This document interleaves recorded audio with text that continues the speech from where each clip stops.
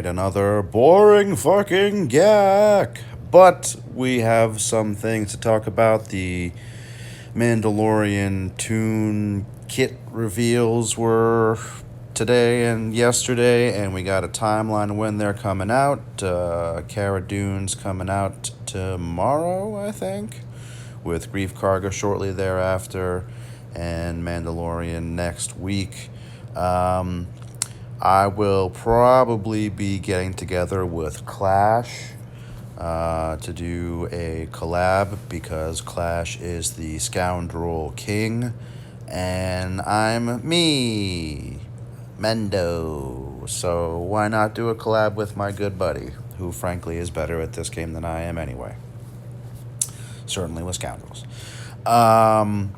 Knee-jerk reaction, I'm not thrilled that Baby Yoda isn't a summonable tune for Mando. I think that's a missed opportunity, but someone brought it to my attention that the Mando that we're getting, if you look at his armor, is the OG janky-ass Mando with the mismatched armor sets. He actually has a shore trooper officer or sergeant or corporal, I don't know, some shore trooper pauldron and gauntlet. So this is pre-full Beskar Mendo. So theoretically, we could be getting another Mando in the future. Hopefully then we'll have Baby Yoda as a summonable character. Someone also, actually a number of people also pointed out that this Mando does not have whistling birds, leading or lending to the idea that we will get a second version of Mando later on. Dare I hope or think or suggest to CG, if they should be watching or listening, make Mando a hero journey. That would be awesome. I actually think that we should get all 5 Mando tunes. Cara, Grief, Mando, the first version of Mando, then Queel and IG-11, as I'm sure they're coming out soon. And then I think we should have a Moff Gideon, maybe a Moff Gideon Grand Admiral Thrawn style legendary event, and then we should have a hero's journey for Din Djarin the Mandalorian for a second iteration of the character.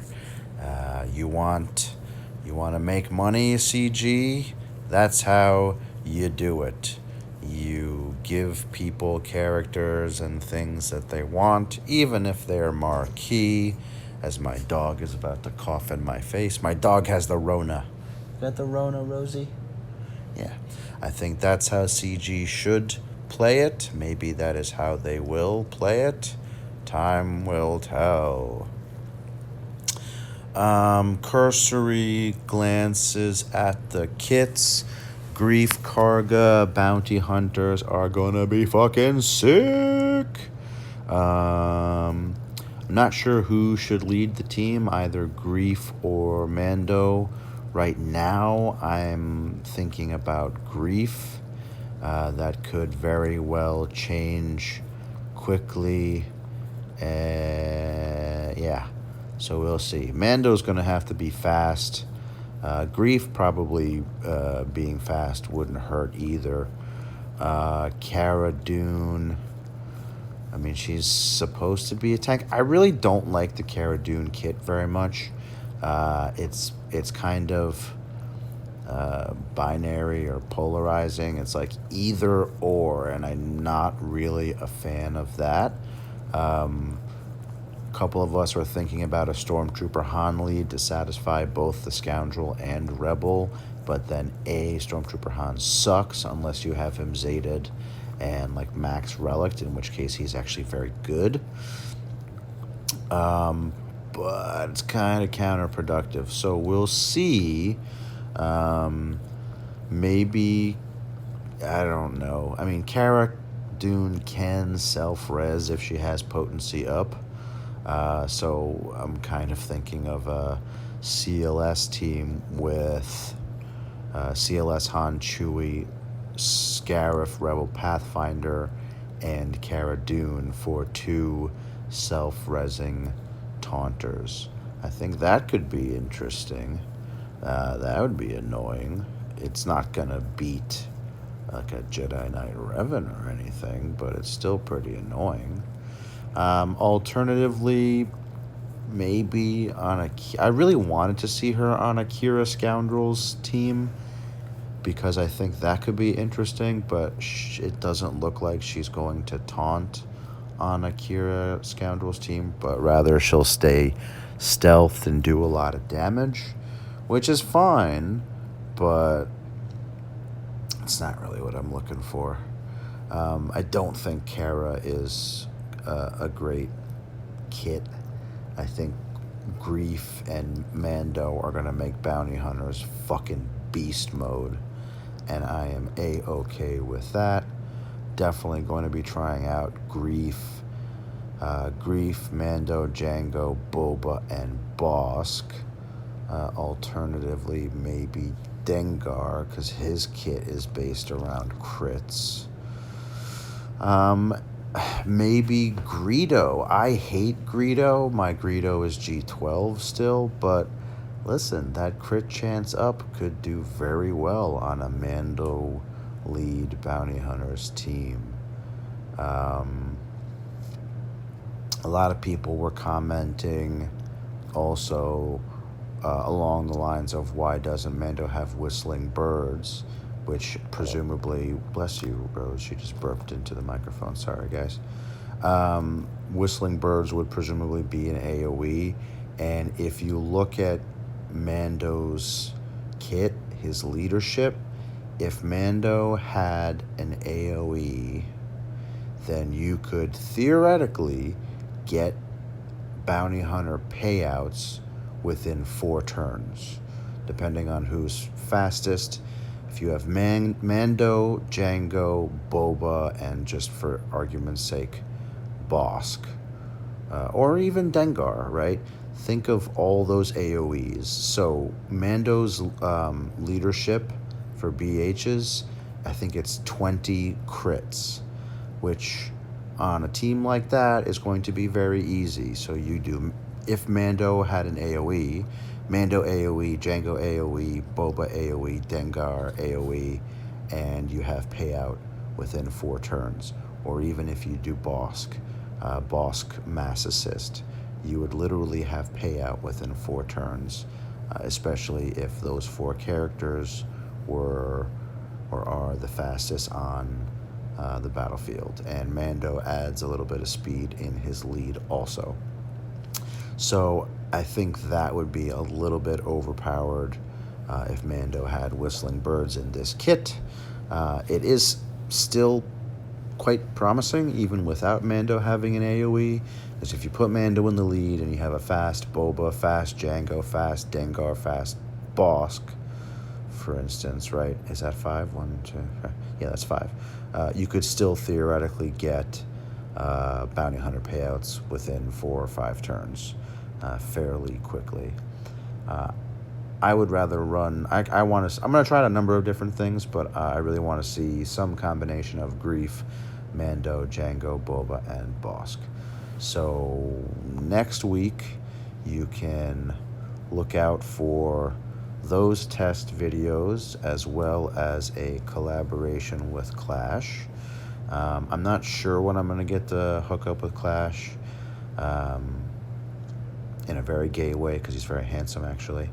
But he and I are going to work something out, probably once either or both of us get as many of the characters as we're going to get. Those of you who know me know that I will be getting all 3 of them ASAP. Marquee, be damned. I don't know. Oh, excuse me. It's late here. It's like 11:30. I don't know if I'm going to be dropping all the Zetas on everybody. I don't think I'm going to give Cara Dune her Zeta or Zetas. I can't remember if it's 1 or 2. Grief, I know, has 2, and Mando has 2, I think. including but not limited to the leadership.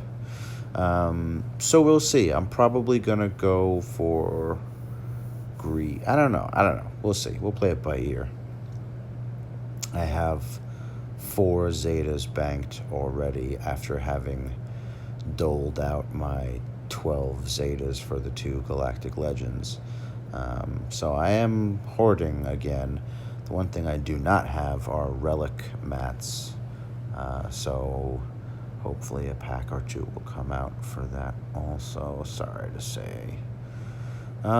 So yeah, I am looking forward to those characters. They're not going to be meta breaking, make no mistake.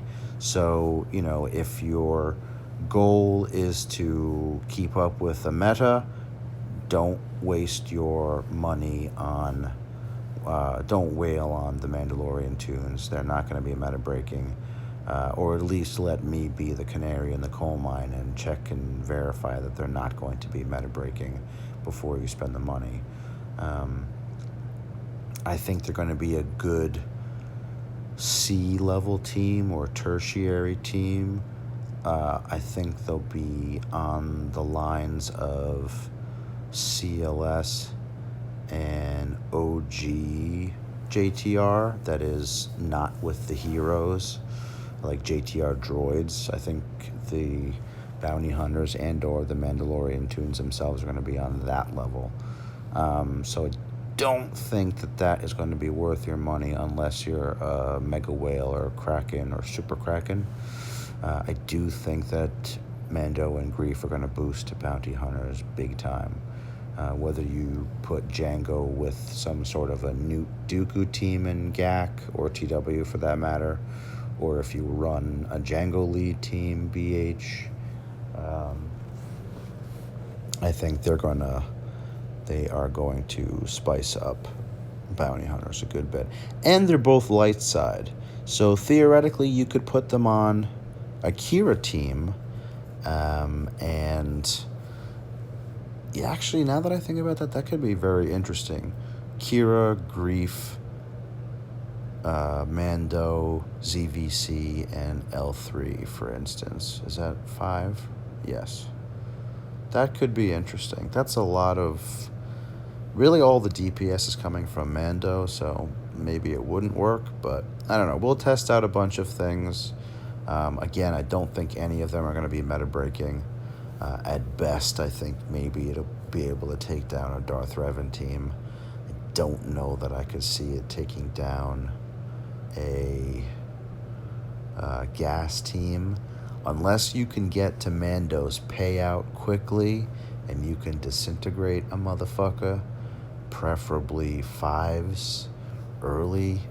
I don't know, but I will, of course, test it and keep you guys updated with how all that goes. And then, of course, make sure you catch Clash and myself whenever we get around to collaborating, hopefully this or next week. Okay, so that's enough about Star Wars stuff, because none of y'all are here for that. Georgia is opening up parts of their economy. I've mentioned it in a couple other videos. I think that might be a little too soon, but the president now went so far as to say that he disagrees with the governor's idea.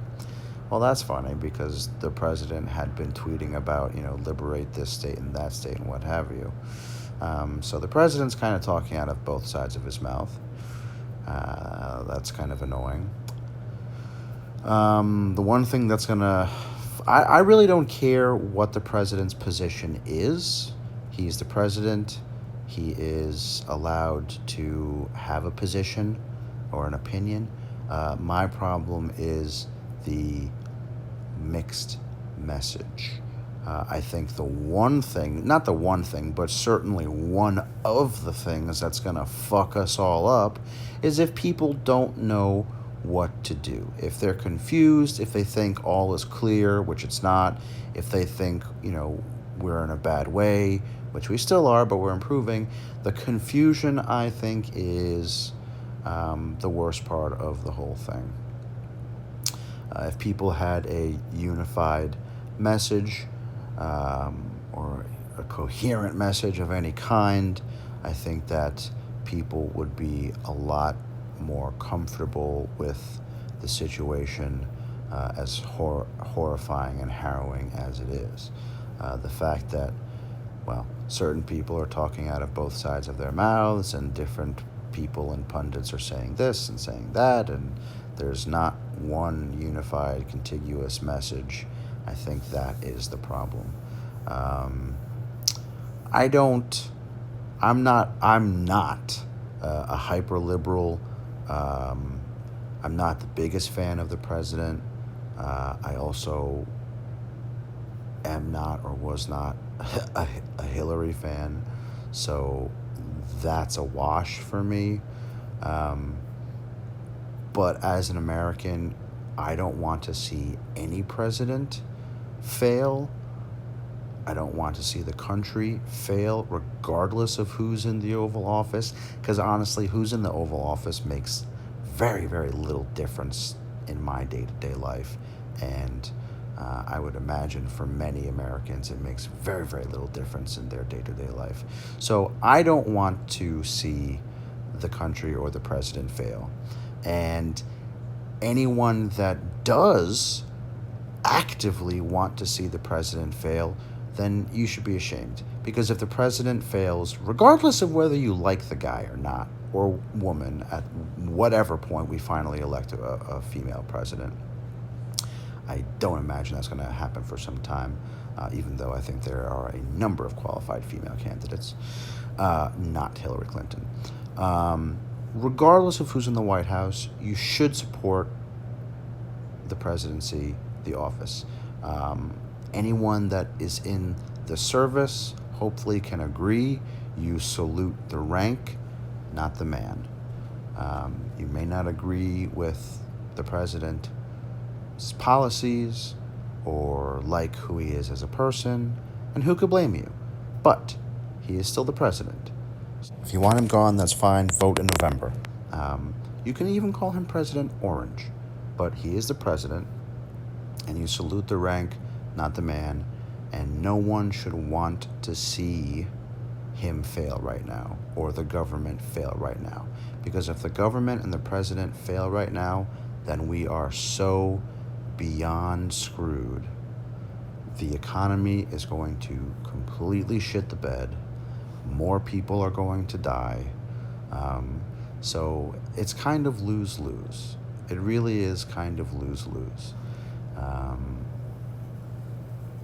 Yeah, so well, maybe it's not lose-lose, but it's the lesser of two evils, certainly. And I don't think anybody, either side of the aisle, wants to see more people die or, frankly, watch the economy shit the bed. So everybody just hang in there, and we will get through it.